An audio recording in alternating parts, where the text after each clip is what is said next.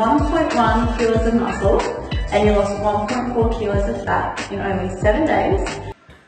Okay guys, quick video just to touch on BIA or InBody as we have in Australia, popular all over the world. Quick explanation of how these machines work because they've been brought up a few times to show results on our video. So BIA involves running, basically the premise is running light electrical current through the body, and the premise is that fat-free mass contains mostly water, while fat contains very little water. So the model basically works out that you could get an estimate of how much fat-free mass you have by running these electrical currents through the body. So it'll go from one part of the body to the next and basically hit either fat or muscle and differentiate. Okay, so let's move on to why it's problematic. Biggest issue, path of least resistance is where the electrical current will follow. Means that if you can't... So it's going to follow the muscle, right? It should, the muscle should be of least resistance, so it should read muscle. Other way around. So, well, it's going to skip certain areas of your body altogether. The current will pass through internal tissues basically and won't even hit the fat if it's sitting under the skin. It's going to basically go through internal tissues. So visceral fat versus around the organ fat makes a difference. Absolutely. So it can't differ. If it could find it, it could differentiate, but because it goes through the path of least resistance, it's not going to be accurate at all. It basically can't differentiate between the fluid inside your cells and outside of your cells with that current. So the other issue is it'll miss entire sections of your body. So you see people who just do the one standing on scales and holding their hands on the scale. It'll go through one leg and out the other, and same with the hands. It can miss your entire torso. How exactly do they expect us to get an accurate reading by standing on a friggin' device that doesn't know a single thing about us? Yeah, it's flawed logic. It's absolutely flawed logic. Basically, would our diet play a role? Would our hydration status play a role? Hydration status can absolutely change the results that you get. So you could get a result, drink 2 litres of water and get another result 5 minutes later that's completely different. And it's been proven. It's been done many times. So body fat, who cares what your body fat is, to be fair? I mean, you're not going to know with most methods anyway. The best method is hydrostatic, and even that has an error rate up to 6%. I stopped being friends with Susan because she's too high in body fat. I asked her when I first met her. Yeah. Like, who asks for your body fat upon meeting you? Like, you can't go off a number on the scale, and it's highly inaccurate. Absolutely. Absolutely. So when we look at studies and we compare it to hydrostatic testing, so keep in mind that hydrostatic testing has a 6% variance and it's considered the gold standard. Even people who make InBody or BIA machines consider hydrostatic the gold standard. So what they do is they compare their machine to hydrostatic, which has a 6% variance. What exactly is hydrostatic? So hydrostatic is basically dunking you in water. It's the only true real way of measuring body fat that we have. That's right up there. Dex is closer, but really relies on hydration. And all these methods are only really good at long-term comparison. So comparing at the same hydration levels over time. So the difference between in the study between BIA and actual hydrostatic testing was 8%. So remember, hydrostatic had a 6% variance already, and then we have another 8% variance between BIA and hydrostatic. So if I weigh in at 60 kilos and it says my body fat percentage is 30%, I could technically have a 36% or a 24% body fat reading. And that's with hydrostatic. Then we're looking at another 8% variance on top of that. So I could be either 20 or 40. Yes.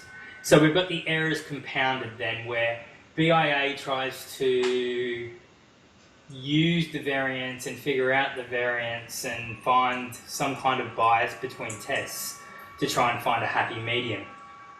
the best results you're going to get are 8 to 9% variance, and you're not going to know where they are. And then that's still based on hydration being perfect on each of the tests. So touching on hydration and diet, if I was to go super clean, super healthy for a week, drink all my water, be super hydrated, get tested from the start of the week when I wasn't hydrated, wasn't eating really healthy, and then I cut all my carbs out because carbs make you fat, and then drink all this water, how exactly are my results going to change?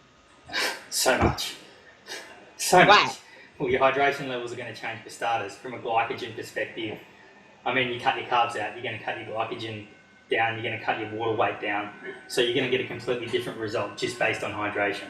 So it's an inaccurate comparison.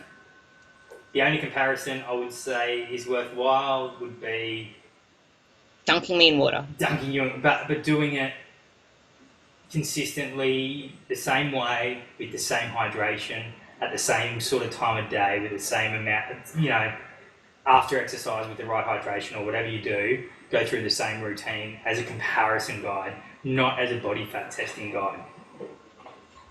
But I heard this girl say that she gained, what was it? 1 kilo of muscle. Yeah, and lost 1.4 kilos of fat.